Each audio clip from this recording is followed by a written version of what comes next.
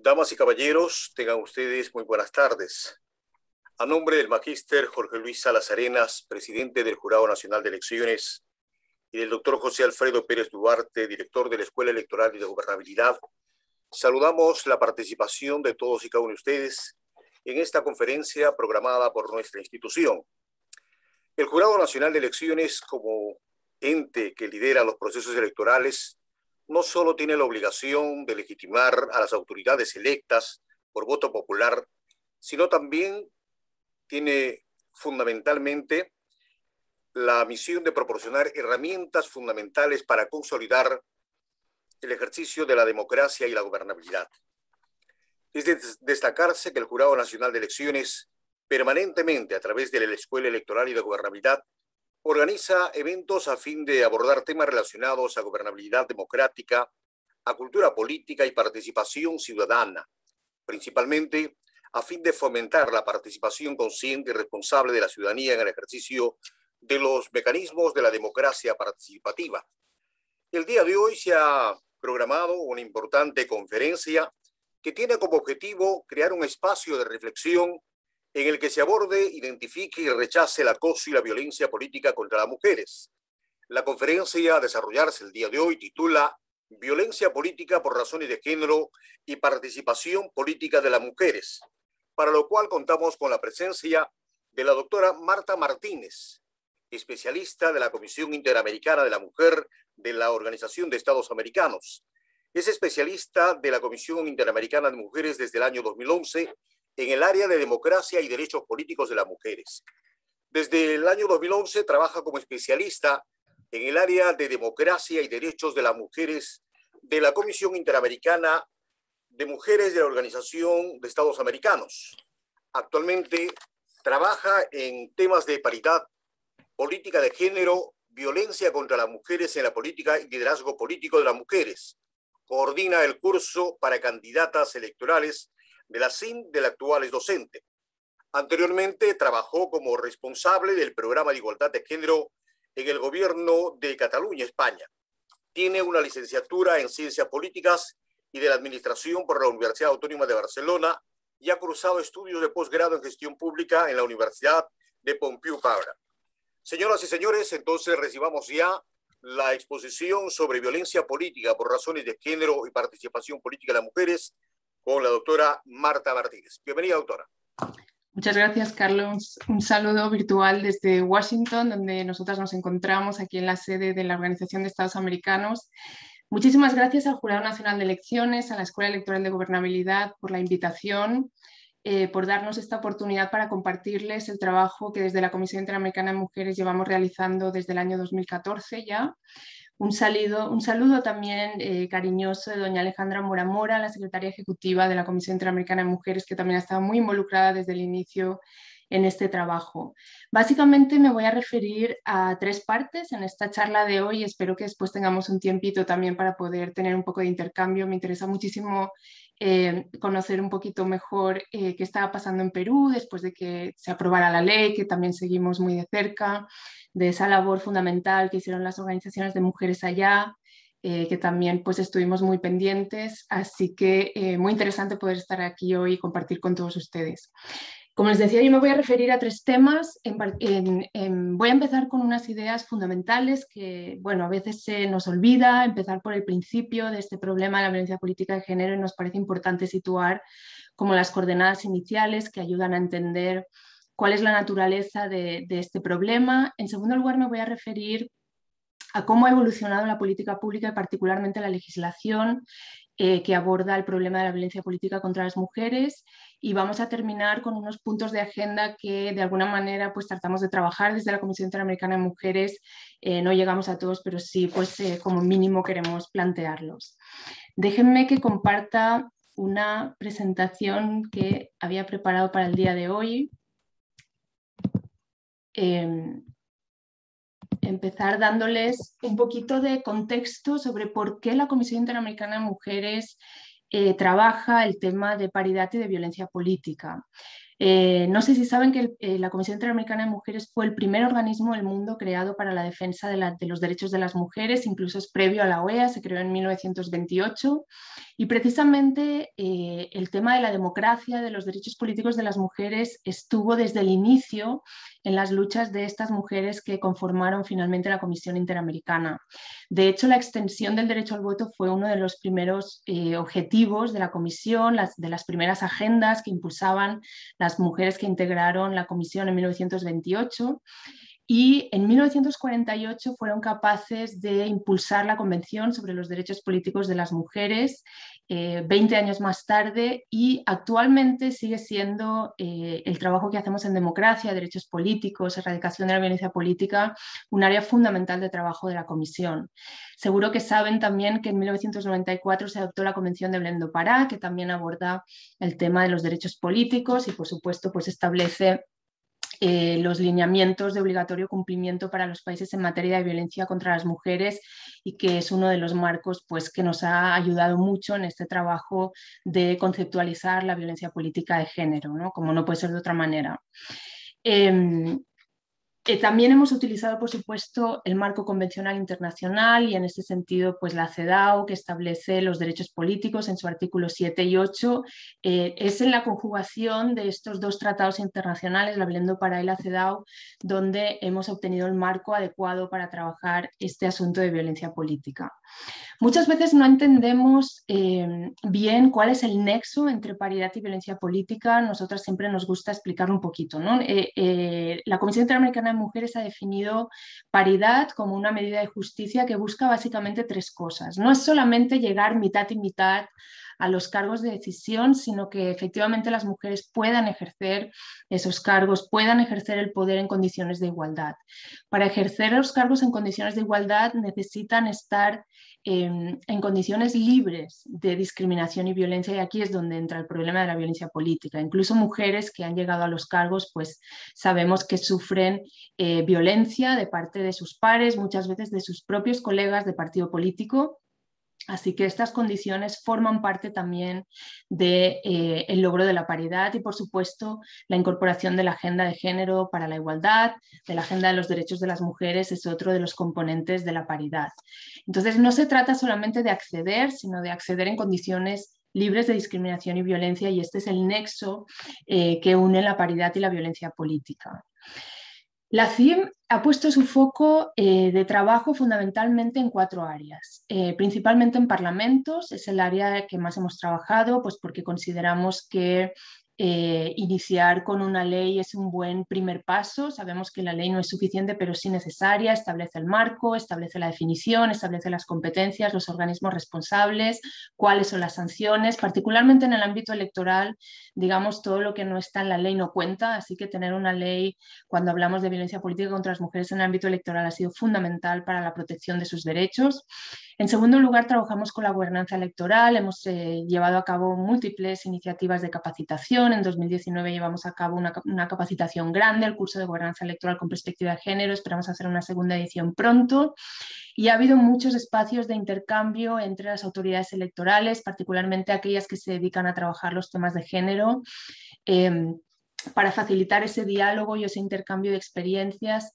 Y ahí tenemos a México, que bueno, ha avanzado muchísimo en el ámbito de la gobernanza electoral y siempre nos muestra un camino muy interesante, con muchísimas medidas que llevan a cabo en un país que es muy grande, además muy diverso, del que aprendemos mucho, ¿no? Con partidos políticos también consideramos que es un actor fundamental, por supuesto, de la democracia, obviamente, pero también en la cuestión de violencia política. Los estudios señalan que es al interior de los partidos políticos donde con mayor frecuencia ocurre esta violencia, además donde las mujeres quedan más desprotegidas. Hay algunas, digamos, dudas sobre el funcionamiento para proteger a las mujeres de los organismos de justicia internos a los partidos políticos, y eso también es un punto de agenda relevante. Por supuesto, también trabajamos con las mujeres políticas. Parte del fortalecimiento de esos liderazgos tiene que ver con mostrarles herramientas para combatir la violencia política, primero también enseñarles a, digamos, ayudarlas a identificar la violencia política. Sabemos que es un problema que está muy naturalizado y esa es una de las razones que hace difícil su abordaje, ¿no? Pero básicamente estas son las 4 áreas que hemos trabajado desde la Comisión Interamericana de Mujeres para las que hemos desarrollado instrumentos concretos.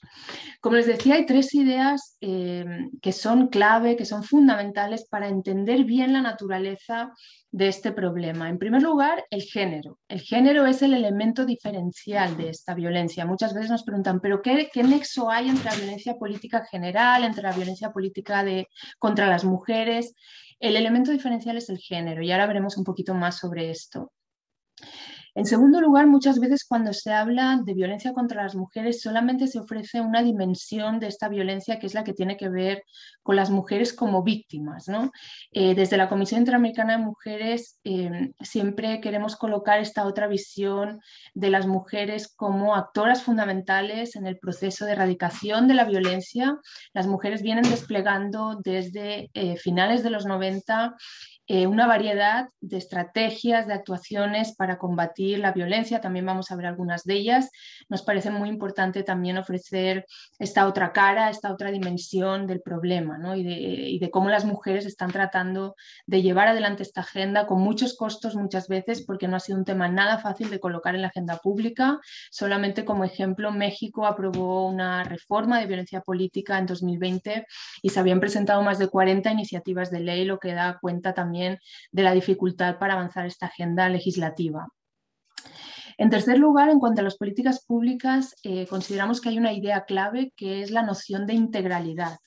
Hicimos un estudio reciente en conjunto con ONU Mujeres y con el Mecanismo de Seguimiento de la Convención de Belém do Pará. Y uno de los hallazgos de este estudio es que la mayoría de trabajos dentro de los legislativos para avanzar en leyes de violencia política están muy focalizados en el tema de la sanción. Hay una preocupación, digamos, que acapara todo el espacio por avanzar en la sanción, y además ha sido una cuestión muy polémica que no, digamos, con grandes debates alrededor de si la sanción debe ser penal o no, y lo que les proponemos desde la Comisión Interamericana de Mujeres es ampliar el foco, tener mayor claridad sobre este abordaje integral que implica no solamente sancionar, sino también prevenir, atender y, por supuesto, reparar con todas las garantías de no repetición del problema. Por lo tanto, elemento de género, esa visión de las mujeres no solo como víctimas del problema, sino como las agentes, esa agencia que están contribuyendo a aportar soluciones a la agenda pública. Son ellas las que pues, han llevado las leyes a los parlamentos, las iniciativas de ley, las han trabajado, las han negociado. En varios países últimamente ya se están aprobando, que es un proceso que ha costado bastante. Y en tercer lugar, esta noción de integralidad. Género, el elemento diferencial. Permítanme, siempre comenzamos con esta imagen que se refiere a la norma social de género, ¿no? Aquella norma que no está escrita, que divide roles, que divide espacios entre hombres y mujeres y que en realidad está en la base de todo. Si se fijan en este dibujo, refleja muy bien esa norma social. Digamos, el hombre es el que trabaja, lleva el maletín, está en el espacio público, tiene los derechos, tiene el reconocimiento, tiene toda la legitimidad, digamos, para estar en el espacio público, y los mejores hombres están llamados a dirigir esos espacios públicos, ¿no? A dirigir los parlamentos, a dirigir los poderes ejecutivos, las presidencias de las naciones, las universidades, los colegios profesionales, los hospitales, digamos, pues todo lo que ocurre en el espacio público, mientras que las mujeres están al cargo del cuidado de las personas, de los niños, de la gente mayor, de los hogares, y están confinadas, una palabra pues, que lamentablemente se ha puesto en la agenda pública a raíz de la pandemia, pero que ha sido muy utilizada para designar dónde estaban las mujeres de acuerdo a esta norma social, confinadas en el hogar, confinadas en el ámbito privado, sin derechos, sin reconocimiento y, por supuesto, sin acceder apenas a los espacios públicos, ¿no? ¿Qué sucede cuando esta norma social va evolucionando? Digamos, las barreras se van rompiendo, las mujeres están saliendo de las casas, digamos, y se empiezan a incorporar en el espacio público, que esta norma social, digamos, el machismo actúa con violencia para devolver a las mujeres al lugar que la norma les atribuye, ¿no? Que es la casa. Entonces, cuando entran en el transporte público sufren acoso, cuando van en las calles sufren acoso, cuando están en la educación sufren acoso, cuando están en el trabajo sabemos muchísimo del acoso laboral en el trabajo. Y lo que se destapó cuando las mujeres empezaron a insertarse masivamente en el ámbito de la política fue este fenómeno, este problema del acoso y la violencia política. Por lo tanto, es importante entender que no es el espacio donde ocurre esta violencia lo que define esta violencia, sino las relaciones desiguales de poder entre las mujeres y los hombres que se van replicando en cada uno de los espacios públicos, y al entrar en la política pues no podía ser de otra manera. Se reproduce esta violencia pues porque las mujeres no son bienvenidas, porque según la norma social no les corresponde estar en la política, y además, digamos, si las relaciones de desigualdad entre mujeres y hombres son un asunto de poder, digamos, más aún en la política, ¿no? Que precisamente lo que se disputa es el poder, y por eso vemos formas tan virulentas de discriminación hacia las mujeres. Espero que esta idea se haya entendido, es la clave de todo. Siempre ponemos mucho énfasis, incluso en nuestros diálogos parlamentarios, para que se pueda comprender bien cuál es la naturaleza de lo que estamos hablando. Es una violencia distinta, es una violencia basada en el género de las mujeres, así que no puede tener un abordaje similar al que pueda tener otros fenómenos de otra naturaleza de violencia política. Esta es la definición que hemos planteado desde la Comisión Interamericana de Mujeres, desde el mecanismo de seguimiento a la Convención de Belén do Pará de la violencia política. Tiene 3 elementos fundamentales. Toma la definición de violencia contra las mujeres de la Convención de Belén do Pará, que señala que cualquier violencia contra las mujeres es cualquier acción, conducta o omisión realizada de forma directa o a través de terceros que, basada en su género, y esta es la idea clave, cause daño o sufrimiento a una o varias mujeres. Aquí viene, digamos, el añadido del espacio, ¿no? Y viene tomado directamente de la CEDAW. Entonces se trata de una violencia digamos, basada en el género de las mujeres, que tiene por objeto o por resultado menoscabar o anular el reconocimiento, goce o ejercicio de los derechos políticos de las mujeres, ¿sí? Ese es el espacio. Por eso también desde la Comisión Interamericana de Mujeres defendíamos el nombre de violencia o acoso contra las mujeres en la política, ¿no? O sea, primero es la problemática general de violencia contra las mujeres, y de ahí le acompaña el ámbito, ¿no? Violencia contra las mujeres en el trabajo, violencia contra las mujeres en el mundo de la educación, violencia contra las mujeres en el espacio público, violencia contra las mujeres en la política. En México añadieron violencia contra las mujeres por razón de género en la política, también es una nomenclatura correcta, por supuestísimo, ¿no? Como decimos, el elemento de género es el elemento diferencial, y las mexicanas quisieron colocarlo en esa nomenclatura. La violencia política puede adoptar también múltiples formas, entre ellas lo que la ley modelo señala es que puede adoptar formas de violencia física, sexual, psicológica, moral, económica o simbólica, ¿no? Y yo creo que esta definición nos da muchas pistas para entender de modo certero de qué estamos hablando cuando nos referimos a la violencia política contra las mujeres. Las mujeres están desplegando una variedad de estrategias para combatir esta violencia. Como decíamos al principio, es muy importante mostrar esta faceta, digamos, de la violencia política, no solamente que aparezcan las mujeres como víctimas. En primer lugar, las mujeres están impulsando legislación. Muy significativo el caso boliviano, cuando asesinaron a la concejala Juana Quispe por razones de violencia política de género, y tras el asesinato y la conmoción que causó en el país y, digamos, pues en la clase política, se aprobó en 2012 la única ley a día de hoy en el mundo íntegra, ¿no? Sobre violencia política contra las mujeres en aquel momento. Y durante muchos años lo ha sido, ¿no? Y ha sido también inspiración, por supuestísimo, de la ley modelo. Fueron muchas conversaciones, muchos diálogos con las mujeres bolivianas, unas grandes expertas en la cuestión, en el abordaje desde la legislación y, por supuesto, en los desafíos que entrañaba la implementación. Muchas mujeres también han impulsado cambios en los partidos políticos, como les decía la Comisión Interamericana de Mujeres, a partir del trabajo que han realizado las mujeres en varios países de la región, conformó ese protocolo modelo para partidos políticos, que también ha sido muy útil. Han trabajado para que hayan cambios en las normas de conducta, en los estatutos de los partidos políticos, para que hayan pactos interpartidarios. Y bueno, una clave que es velar por su cumplimiento una vez adoptadas, que parece ser que bueno, siguen habiendo grandes desafíos en ese sentido. Acceso a la justicia, aquí de nuevo México nos muestra un camino muy interesante. El Tribunal Electoral del Poder Judicial de la Federación se ha manifestado en numerosas ocasiones, hay jurisprudencias y sentencias de mucha relevancia que viene emitiendo el tribunal desde 2014-2015. Merece la pena conocer un poquito más el trabajo del Tribunal Electoral en este sentido, pero sabemos muy poco más de lo que está ocurriendo en otros países de la región en cuanto al acceso a la justicia, pero sí es una de las vías, por supuesto, que las mujeres activan, persiguen en varios países. Acceso a la protección.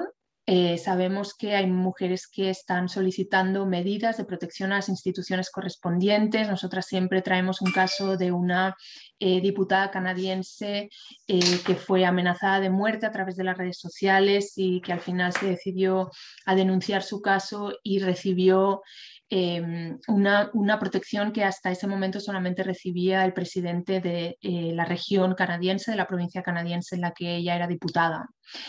Acceso a la atención, importantísimo también buscar apoyo en las entidades estatales que atienden la violencia política contra las mujeres, de los ministerios de la mujer, de los institutos de la mujer, siempre tienen servicios de apoyo psicológico, de asesoramiento jurídico, que también lo han activado mujeres en situación de violencia política.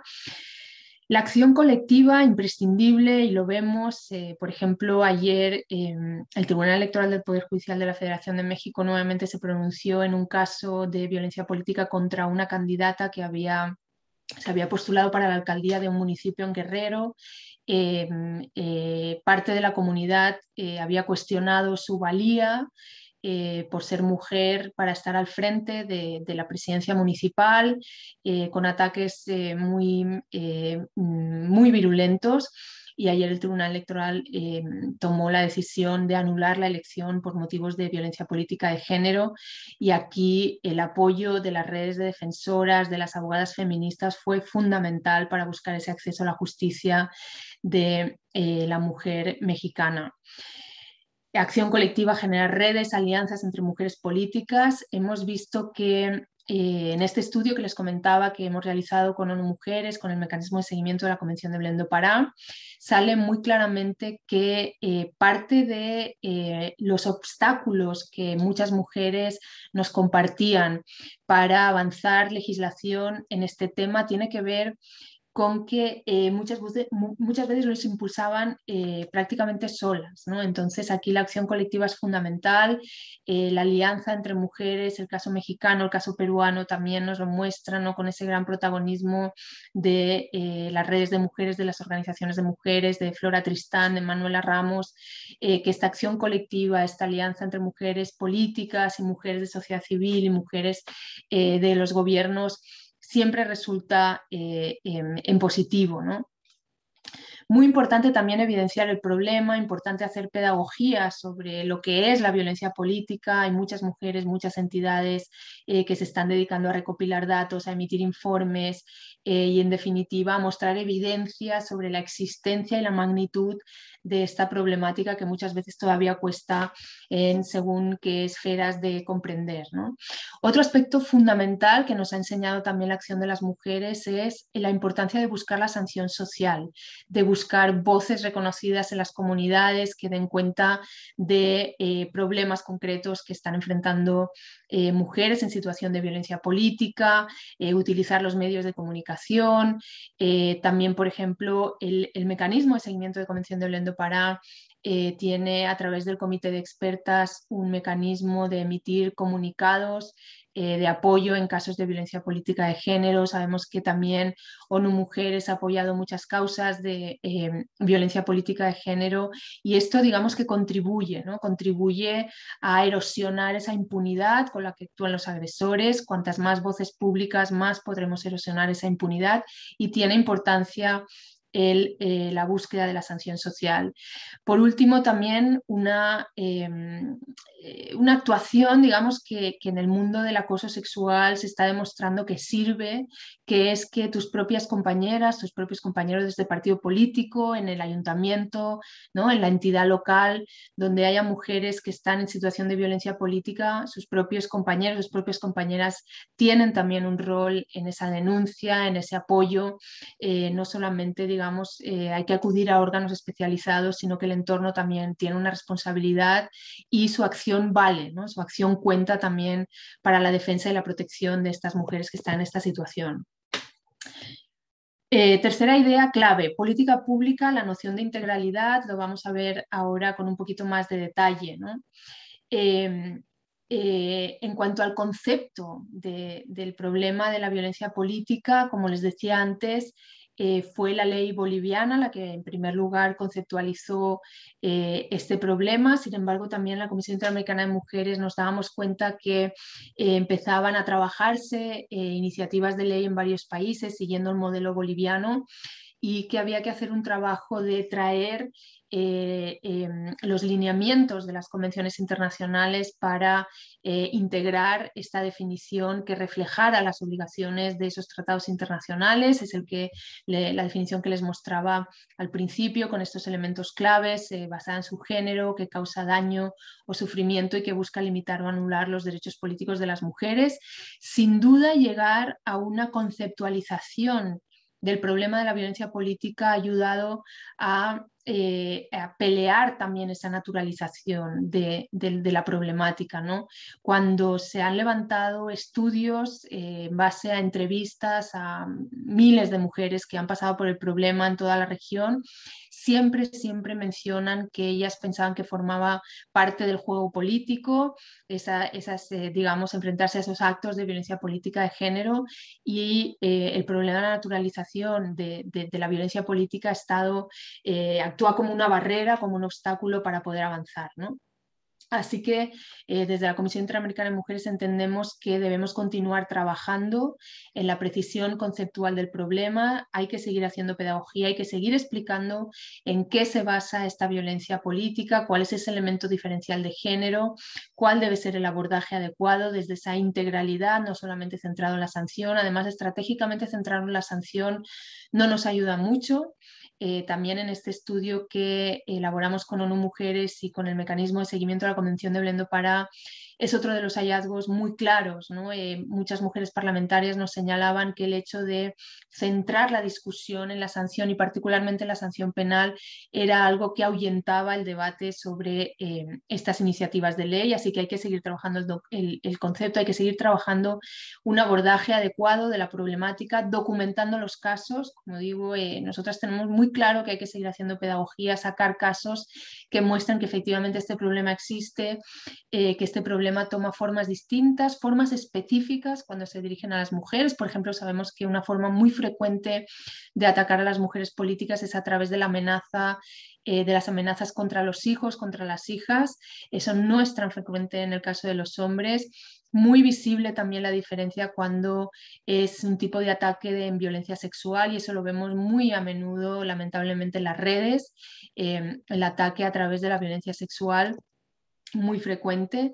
Así que todos estos elementos nos sirven para seguir concientizando a la clase política, a la gente que está tomando las decisiones en los parlamentos y que son responsables de avanzar en esta agenda. Hay múltiples iniciativas presentadas en la región. Como les decía, solamente en el caso de México se presentaron más de 40 antes de poder aprobar la reforma. En Bolivia, 2012 aprobaron. El Salvador también recogió la figura de la violencia política. México, esta reforma, una multiplicidad de leyes en 2020. Argentina, Ecuador, por supuesto Perú, recientemente. Como les decía, algunas de estas leyes ya avanzan y adoptan las obligaciones establecidas en los marcos jurídicos, pero siguen teniendo un foco muy centrado en la sanción, ¿no? Por de ahí el mensaje de la Comisión Interamericana de Mujeres de ampliar ese foco y de verlo como de un modo mucho más integral, donde la prevención juega un rol fundamental y también la reparación. Desde la Comisión Interamericana de Mujeres continuamos este trabajo. De hecho, estamos trabajando en un taller legislativo junto con nuestras colegas de ONU Mujeres, de MESECBI, para fortalecer las capacidades de algunas parlamentarias de la región que están impulsando esta agenda en algunos países.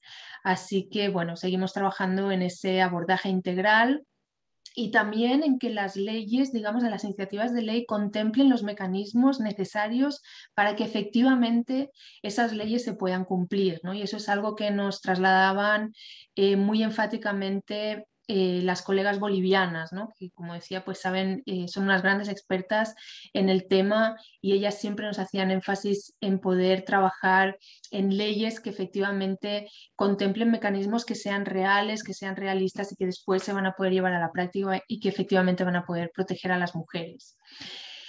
Desarrollemos un poquito más esta idea de integralidad, ¿no? Además de asumir los parámetros establecidos en la Convención de Belém do Pará, en la CEDAW, las dos principales, digamos, convenciones en materia de derechos de las mujeres. Es la cuestión esencial, como decíamos, es la prevención integral. Sabemos que aquí también queda mucho camino por recorrer todavía para entender bien de qué manera funciona la prevención, cuáles son las medidas que verdaderamente tienen efectos preventivos, pero sin duda sabemos que atacar los factores de riesgo es el camino y asegurar la respuesta efectiva de las instituciones en todos los, digamos, pasos de esta integralidad siempre es prevención, ¿no? Cuando se emite una sanción, cuando se impone una sanción, también es un acto de prevención, estás enviando un mensaje de que la impunidad ya no sirve en este caso y eso puede prevenir a otros agresores, digamos, de actuar. Así que el enfoque de la prevención es fundamental. La capacidad de los operadores estatales, y esto también pues, desde Bolivia nos lo mostraban, ¿no? Para prevenir y resolver casos de violencia política es fundamental, por eso venimos trabajando de la mano de la gobernanza electoral para tratar de fortalecer también estas capacidades de los operadores de la gobernanza electoral que tienen un rol fundamental en el abordaje de esta problemática, garantizar el acceso a la justicia, digamos, una vez ha ocurrido el acto de violencia política, este es el tema fundamental, para eso necesitamos más instancias receptoras de denuncias, todavía las mujeres tienen un poco de desorientación también porque pues, no es muy claro, no hay mucha claridad sobre quiénes son las instancias receptoras de denuncia y además hay que habilitar un número mayor de estas instancias para que sean accesibles a las mujeres de cualquier punto. Además sabemos, y esto lo dice muy claramente la ley modelo, que son las mujeres en el ámbito local las que están más desprotegidas, ¿no? Las mujeres en el ámbito nacional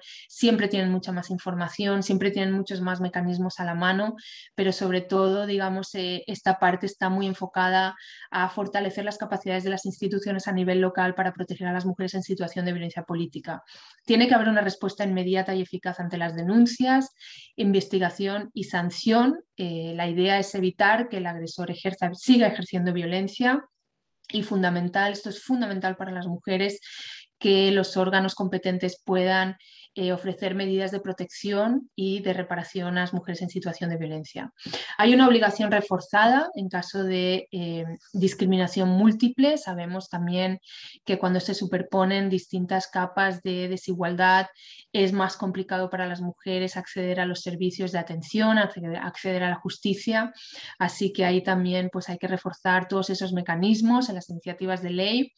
Pueden haber planes, acciones, eso es algo que también está contemplado en la ley modelo, ¿no? Que el Mecanismo Nacional de Defensa de los Derechos de las Mujeres debe integrar en sus planes nacionales de igualdad o de violencia contra las mujeres el asunto de la violencia política y poder ofrecer servicios. Por supuesto, el asunto del presupuesto, siempre muy presente en los temas de violencia contra las mujeres, y la necesidad de rendir cuentas, ¿no? No sirve solamente con aprobar una ley, sino que hay que implementarla y sobre todo rendir cuentas, saber qué funciona, qué no funciona y cambiar aquello que no funcione.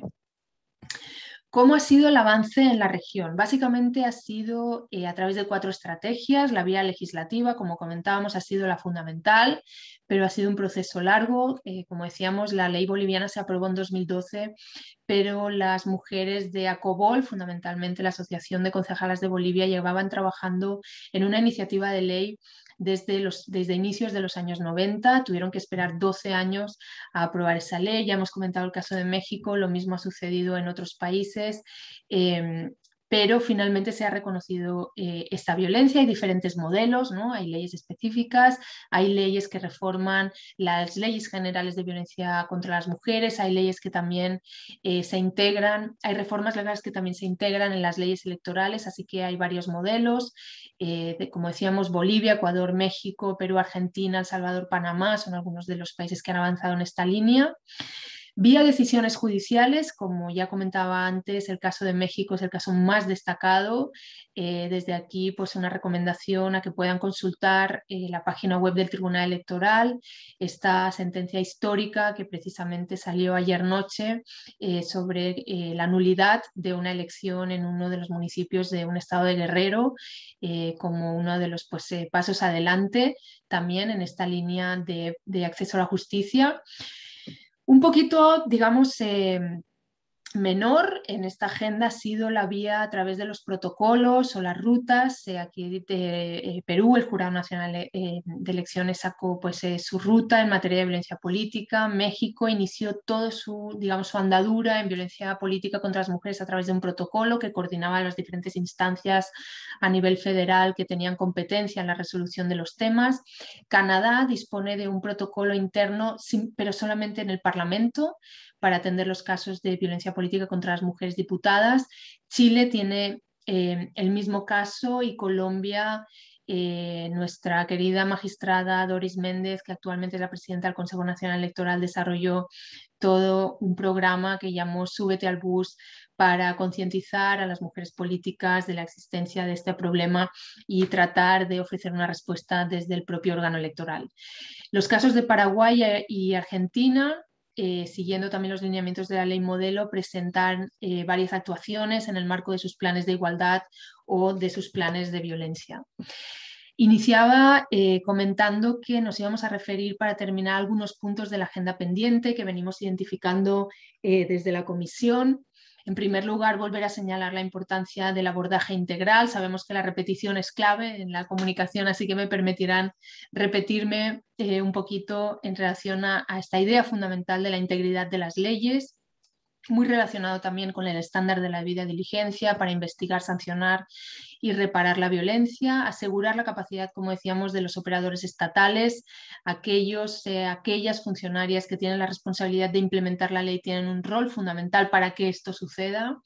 El rol del Poder Ejecutivo en la prevención y la atención todavía es algo a lo que hemos prestado, yo diría, hemos puesto poquito el foco para la importancia que tienen también en toda la parte de prevención, en toda la parte de poder atender a las mujeres que están en situaciones de violencia política, particularmente yo creo que las candidatas electorales también tienen una situación muy delicada, ¿no? Pues porque están en medio de la elección y necesitan apoyo con un carácter muy inmediato, y eso también tenemos que seguir trabajando para ver cuál es la atención más adecuada que requieren mujeres en situación de violencia política y en qué se diferencia, por ejemplo, al tipo de atención que puede requerir una mujer en situación de violencia doméstica, ¿no? Acceso a la justicia, necesitamos saber mucho más sobre cuáles son los obstáculos que están impidiendo a las mujeres acceder a la justicia en los casos de violencia política. Como decíamos, hasta ahora prácticamente solo hemos mapeado el caso de México. Ojalá y haya algunos avances más en otros puntos de la región. Tenemos que seguir estudiando este tema. Los partidos políticos, un rol clave. Nosotras siempre decimos que el protocolo modelo de la Comisión Interamericana de Mujeres sirve no solo para, digamos, poner sobre la mesa un procedimiento concreto que el partido puede asumir para resolver los casos de violencia política, sino que en primer lugar nos sirve para llevar la conversación sobre la violencia política al interior de los partidos políticos, porque sabemos que muchas veces no es un tema de agenda, ¿no? Y que las mujeres lo tienen bien difícil para poder adelantarlo. El apoyo a las redes de defensoras de derechos políticos de las mujeres, particularmente la Comisión Interamericana de Mujeres, destacó la necesidad de este apoyo en el contexto de la pandemia. Tienen un rol fundamental, muchas veces actúan con los propios tiempos personales, incluso con los recursos personales de las mujeres que integran esas organizaciones feministas de apoyo a las mujeres políticas. Tienen un rol fundamental, como decíamos, y definitivamente tienen que entrar también en la agenda de trabajo de la violencia contra las mujeres en la política que llevamos a cabo desde las instituciones. El asunto de la libertad de expresión es un asunto también que está trabajando fuertemente desde el MESECBI, el Mecanismo de Seguimiento de la Convención de Belém do Pará. Fundamental porque hemos visto muchos casos que se han resuelto en contra de mujeres en situación de violencia política y a favor de la libertad de expresión, cuando, pues, digamos, no es un derecho ilimitado el derecho a la libertad de expresión, y es un tema que definitivamente vamos a seguir trabajando desde OEA para obtener una serie de estándares que nos permitan tener mayor claridad cuando colisionan los derechos con los derechos de las mujeres, los derechos políticos, que son derechos fundamentales, con el derecho a la libertad de expresión. Y, digamos, el gran escollo que representa hoy la violencia cibernética, particularmente en pandemia, donde, pues, las campañas electorales y buena parte de la actividad política hoy se ha trasladado al espacio de Internet, digamos. Lo que nos dicen las mujeres es que la violencia contra ellas se ha incrementado a través de las redes sociales. Lo estamos viendo también, sintiendo los cursos para candidatas electorales que venimos haciendo. Las mujeres están preocupadas por el aumento de nivel de violencia, mucha de ella violencia sexual contra las mujeres que están en campañas electorales.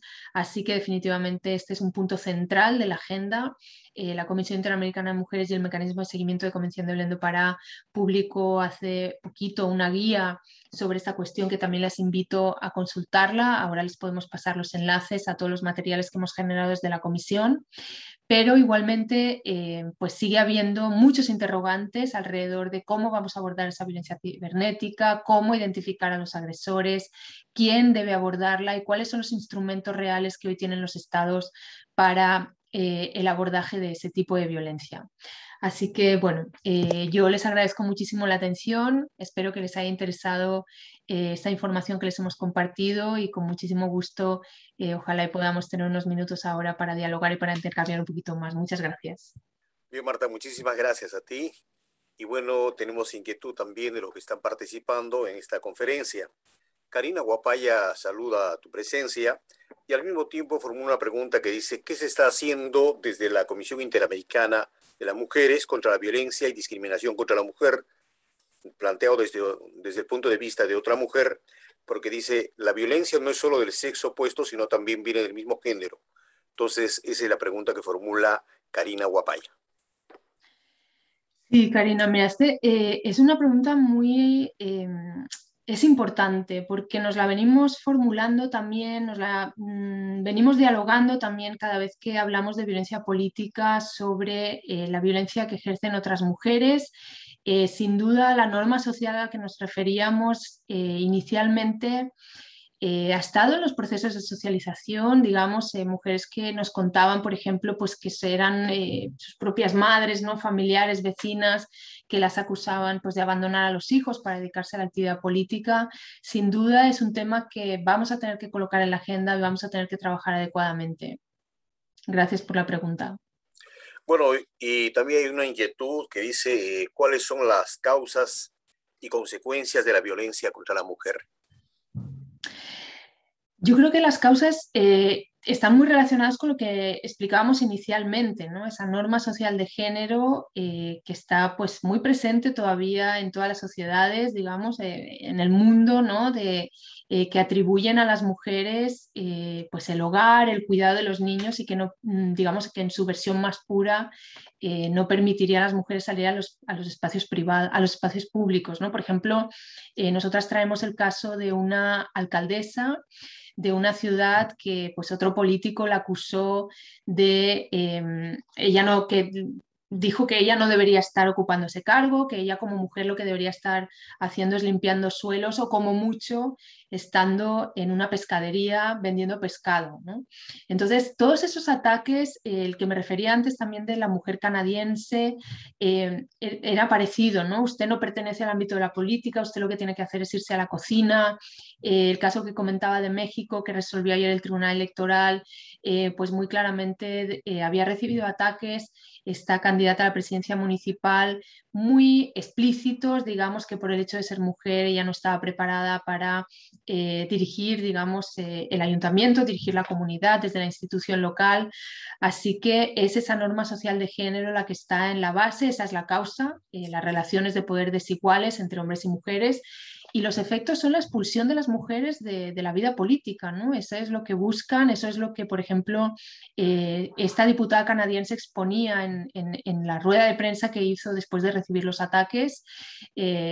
Hacía un llamado a las instituciones, a la comunidad, digamos, también a los medios de comunicación para decir no lo aceptemos, ¿no? Porque si yo me voy, lo que van a ver las niñas, lo que van a ver las jóvenes es que las mujeres nos estamos retirando y entonces los violentos ganan la batalla, ¿no? Entonces yo creo que esa es la consecuencia, así que por eso siempre ponemos en valor estas estrategias de las mujeres para combatir esa violencia, nos parece un enfoque fundamental. Rosalí Benítez dice, hablan de un abordaje integral y si pensamos en la prevención, pensamos en una sensibilización o cambio de conciencia que que no va a tener resultados a corto plazo frente a la violencia inmediata contra la mujer. Sí, es cierto. O sea, necesitamos trabajar más en materia de prevención de la violencia contra las mujeres en general. Por supuesto, como saben, el tema de la violencia política contra las mujeres es reciente, su incorporación en la agenda pública, así que todavía con más razón necesitamos trabajar mucho más, tener mucho más conocimiento sobre qué tipo de medidas de prevención pueden ayudar, pero sin duda la capacitación de los operadores de justicia, de los operadores públicos responsables de implementar las medidas que los estados tomen en materia de violencia política, constituye un elemento de prevención fundamental, ¿no? También en el marco de las elecciones, los organismos electorales han llevado a cabo en algunos países algunas campañas también importantes para sensibilizar a los partidos políticos. Hablar con las dirigencias de los partidos políticos también nos parece una vía fundamental de prevención y enviar un mensaje de impunidad de parte de, digamos, los líderes políticos, las lideresas políticas, que este tema entre al más alto nivel de, digamos, de autoridades de alto nivel que tienen voz en las sociedades, también nos parece un elemento de prevención fundamental.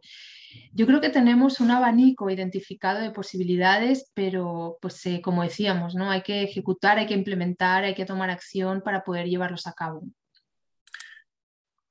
Abel Álvaro dice, ¿cómo incentivar la participación de la mujer partiendo de la realidad que es dura, en el sentido de que casi toda la responsabilidad recae en las mujeres?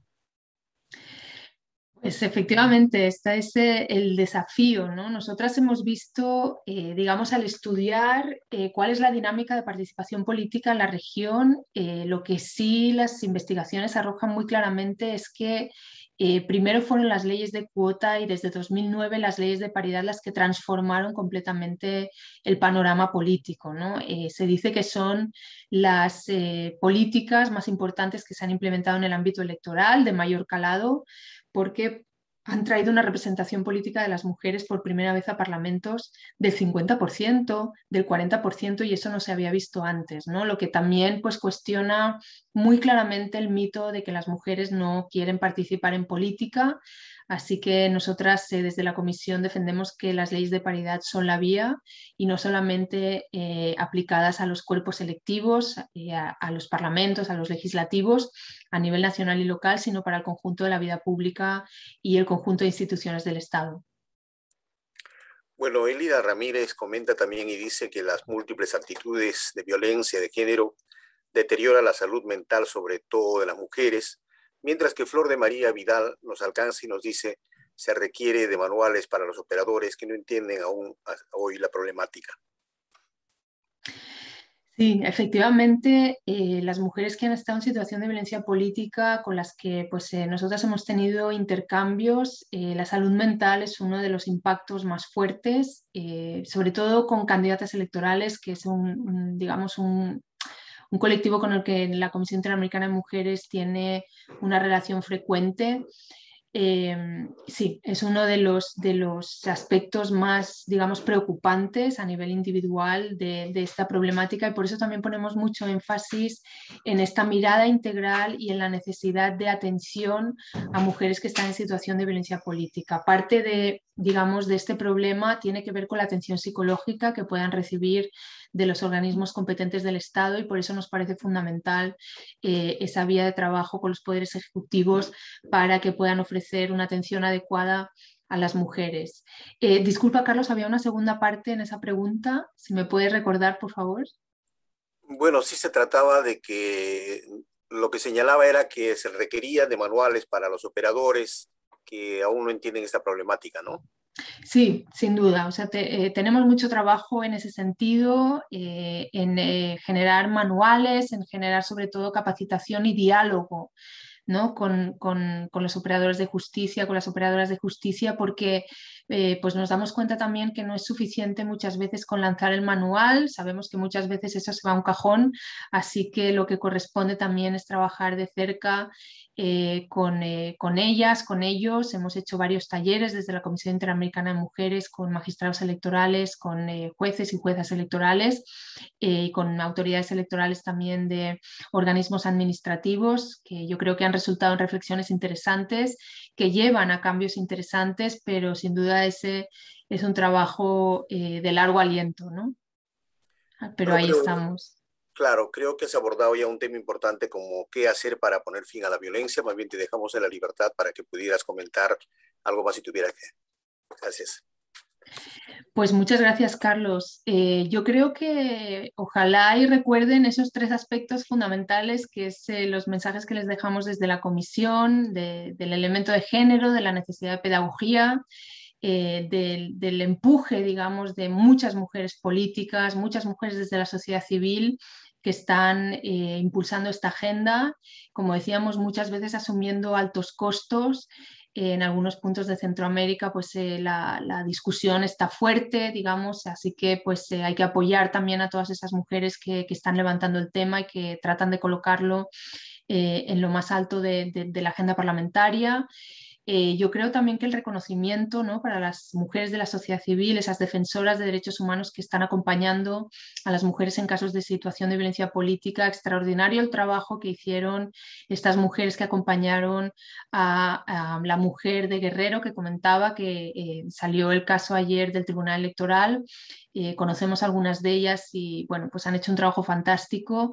En Perú, ¿no?, las compañeras de Flora Tristán, de Manuela Ramos, de Diaconia Clave, por supuesto nuestra colega de Idea Internacional, Pilar Tello, con quien llevamos trabajando en este tiempo, todo, digamos, y coincidiendo en muchos espacios, en muchos diálogos sobre el problema de la violencia política.